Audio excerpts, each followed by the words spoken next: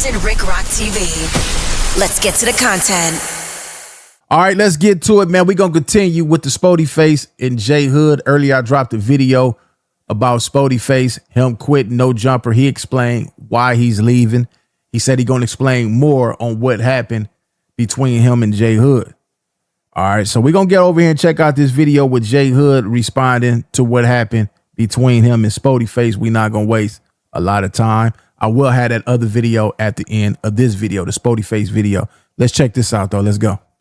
Yo, man, we back for another one. And you already know who it is. This is me, J Hood. Like, comment, subscribe. I'm outside with my little brother. We just chilling, right? But I come to I usually don't even look at the comments, bro. But I guess this started to get under my skin. First and foremost, let me say I respect Spoety Face. I got the utmost respect for him. Solid individual. It's no shade towards bro, right? All right, let's stop there. All right. He respecting. No love lost. And y'all know why he respecting? J Hood come up out that county jail, out that penitentiary where he's used to getting his squabble on. And one thing that people respect in them environments is when you get your squabble on. You don't turn it down. We didn't see Spoety Face turn down nothing. As far as what we could see, what happened outside, we don't know. We don't have no video on that. So we're not talking about what happened outside. We talking about what happened inside. Neither one of them turned it down. They walked outside. So what happened, whatever transpired out there, we don't know it. This man came back to the internet and said, man, I ain't got no love lost for dude. I respect him. Let's get back to it. But this week on the Tuesday show, everybody making it seem like I instigated or like I came in there with a purpose, like I was a whack plant. No, it's just when I say somebody my family, I take that serious, right? I really know whack, you know, like from growing up young, but people act like I'm wrong for standing up for my people. Like I said, I don't watch the content that he produced, even though I know it's real entertaining, but I know him in real life. So I know how to separate Whack 100 from Cash Jones, because motherfuckers don't want to see Cash Jones, right? Whack 100, that's like some two different people. You feel me? But I just want to say, like, if it looked like I came over there like overly aggressive, that's just me, man. Been through some stuff, man, on the real. Maybe I be a little aggressive because I'm passionate about what I believe in, right? And I don't play too much games, and I don't really tolerate too much disrespect. And I just feel like we need to normalize catching a fade. Like, I feel like people was overrated talking about, oh, he fought. Oh, he tried to fight, or he asked a boy for a fade. First and foremost, I don't feel like I was the one who initiated the fight. I feel like I just didn't speak it in a subliminal manner, because in LA, it's certain words that are fighting words. And if me and you are on this panel and we supposed to talk, we supposed to communicate, and we might have a back and forth. It could be a debate, and we having a back and forth about whack, because I'm telling him, hey, this is a studio beef, and he telling me it's really in the streets. We having a back and forth. He told me, I'm not finna go back and forth with you. So I got defensive and said, well, nigga, I'm not going back and forth with you. And it is immature. It's an ego thing. All right, stop there. Well, he acknowledged that it was an ego thing. But this is the thing. Normalizing taking the fade, that's for professional boxers. If you're a professional boxer, you get paid millions of dollars to jump in that ring and get your squabble on. Man, that's it. That's what it's about. Going up in that ring, you a professional, getting your squabble on, get millions of dollars. Y'all shake hands at the end of the fight and go y'all way. until a rematch or something, but y'all getting paid millions. Now, the dudes on the streets, they don't go to the gym. Not everybody go to the gym. They don't eat good. They smoke cigarettes. They having sex every night. They not getting no sleep. They hustling. Some might go to work. They tired. They bodies wore out. They ain't got no strength. They ain't thinking about no fade. A fade, it only costs a couple dollars to go get you a little 38 or something. And some people don't care at that moment. They will pop it. They will use it. I'm seeing people in the hospital. I just visit my family member in the hospital. There was other people up in that hospital. We just seen the females that just got. We seeing all type of stuff where people is using these firearms. They too wore out to go take a squabble. Everybody don't want to squabble. I said this a year ago, and people was like, man, that's the problem. People want to use their weapons. It don't matter what y'all think. It's the reality. Some of y'all can't handle reality. Y'all want to live in this fantasy world and think that, oh, man, put the guns down and take a squabble. Yes, that's cool if you're a professional. But everybody not going through that. Everybody not taking no squabble, man. People got pepper spray. They got knives. They got pistols. Maybe because they know they out of shape. They tore out, they wore out. They might be scary. Whatever the case may be, you can't always think about a fade. The smartest way to do it is just to avoid it. You see where it's going, man. All right, whatever, man. I ain't paying you no attention. Because I'm trying to live to see another day. I'm trying to get some money. I don't have time to prove no point to show you that I could whoop on you. I don't have no point to prove to you that I'll bust you upside your head. I'll put some holes up in you. Either way it go, I'm losing all the way around. So if it's not worth dying for, it ain't even worth entertaining. And you only think like that when you get up in there. When you get up in age, you think about the whole situation. Like, man, I'm not even fit to pay this cat no attention, man. I'm not giving you no attention. Y'all got it. Y'all better, man, them fades, man, that's for professional boxers and barbershop guys who cutting hair. That's what fades is for. It's not in jail. Fades, you can get a fade in jail. You get them fades in jail. On the streets, ain't nobody think about no fades on the streets. You lucky to get a fade on the streets. But I know some people that's in that cemetery right now for balling their fists up thinking they about to get a squabble. And it's something I need to work on. But where I come from in LA, if you tell a nigga I'm not going back and forth, I'm not finna go back and forth with you, those is fighting words. And I would never address a man with fighting words unless I really wanted to fight him. I don't have to. When I grew up, you didn't have to dislike somebody to fight them because you're not trying to hurt them. Y'all just trying to get a little bit of mutual respect. People nowadays is cowards.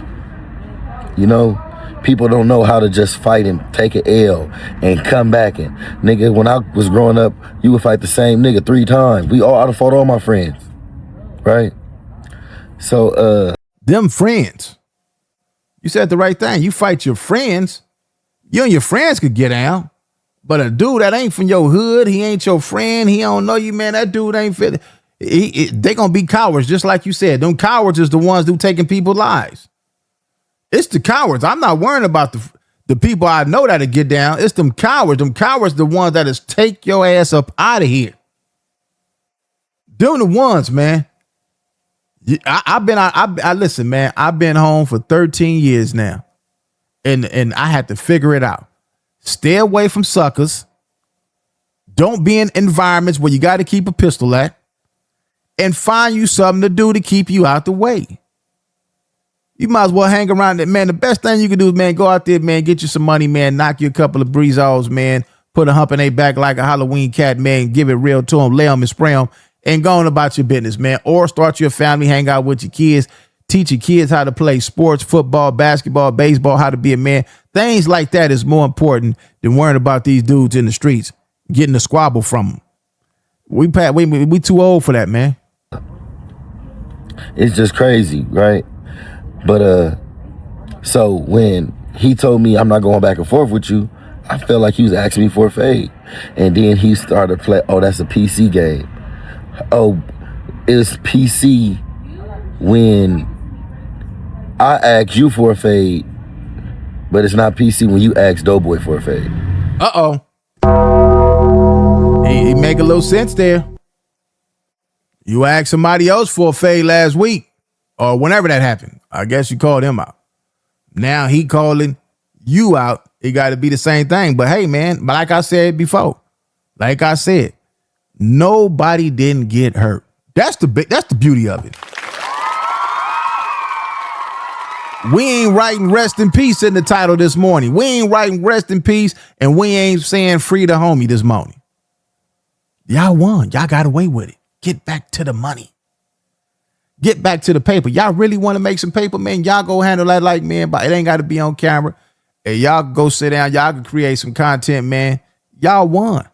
Nobody in jail. Y'all in them white people neighborhood over there. Y'all in Burbank outside. Whatever y'all was doing outside in Burbank. Do y'all know where y'all at? Man, y'all playing with fire for real, man. Y'all did better standing inside of the building, not go outside in Burbank around all them white people in that area. Man, y'all tripping for real. That don't make no sense to me. Like, but because they gonna call the police on you. We got to understand it now, though. You feel me? And I respect that dude. And I got the utmost respect for him. He handled business. And I feel like we got a mutual understanding, right? And I understand completely what he told me. That I never knew the things that Wack said about him. All I know is, man, y'all work in the same building and y'all ain't ran across each other, so I don't believe that beef is real. You know? Because if a beef is real, we go out our way to get our mans, right? So I was like, man, it's not no necessity for you to continue to diss my people in front of me. It's like as soon as I said, or it was identified that nigga Wack is my family and I consider Wack family, everybody starts saying fuck Wack. All right. So for a lot of y'all might not like him. Y'all might not like Wack. But this man been knowing him since he was a kid. Whatever we done seen on the internet, his father having an issue with Wack. We seen Wack call his father a couple of shows ago, and they was chopping it up like nothing ever happened. Therefore, if he been knowing this dude since he was a kid, of course, he gonna look at him like that. A lot of people don't like the man, so they gonna talk crazy on him, whatever the case may be. So you got to understand what made this man trigger. What made J Hood triggered? Was it because they disrespected Wack, which he says is uncle? Or is it because J Hood is still fresh to the streets and still had that mentality of being incarcerated where everything is about knuckling up? In prison, that's what it's about. In jail, that's what it's about. You got to knuckle up. You cannot be in there turning down nothing, moving like a coward. You mess around and get your little donut hole tucking up in there if you ain't squabbling for yourself. So I think he just got to adjust to being on the streets just a little bit more longer. Once he adjusts to these streets just a little bit more longer and see that how fast it is and how easy it is to get tricked off of them. See, once you get out of jail from doing a stretch, the first time is child's play. All right, you think you got away with it. But if you get locked up again and go back and they sit you down for a couple more years, now that's when you start thinking like, whoa, wait a minute, man. I was just up in here. I'm back up in here. Oh, I got to move a little different now. All right, let's get back to this. And I felt like I was getting antagonized, right? Now, maybe I'll be overreacting, but the situations I just came from in prison, it will make you have that type of mindset. And, man, maybe it's unfortunate I got that mentality, right? And I understand I need to grow. But the thing about me is I'm so confident I'm not trying to take nobody else's life. You feel me? I'm not going to put no guns out on nobody. I'm not finna shoot nobody. I'm not that part of my life. That shit is over with, man. All right, well, if that part of your life is over with, you ain't going to shoot nobody. You ain't going to pull no gun out on nobody. I wouldn't even be playing with these people who ain't on that same mind frame you on. See, you on the right mind frame. I'm not fit to pop nobody unless my life is in danger.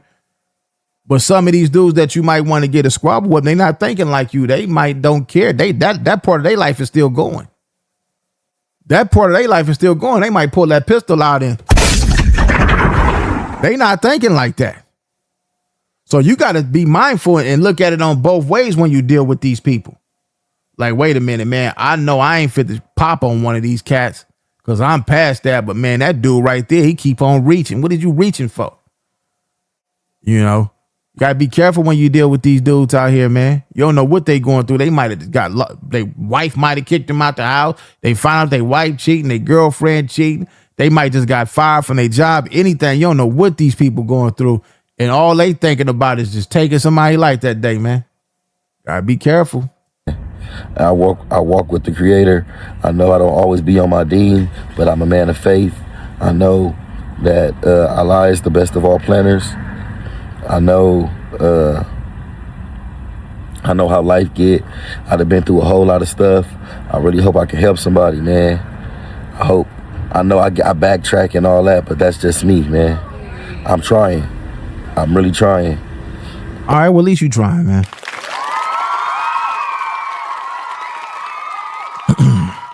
The best person you can help is yourself. That's it, man. And I want you to see this video. This ain't for the fans. This ain't for nobody. You know, this is strictly for you. The best person you can help is yourself. If you see yourself in a situation or in a position to where you feel like you got to use violence, then you got to step back and think for a minute before you even do it. It don't make you look like a coward. It don't make you like, buster, any of that. You can let people think what they want to think. Oh, he's a sucker. He's a buster. Let them think what they want to think. You got to stay free. And you got to stay out the cemetery because you only get one time to go there. You don't get to go there 3 and 4 times. You go to jail back and forth all you want.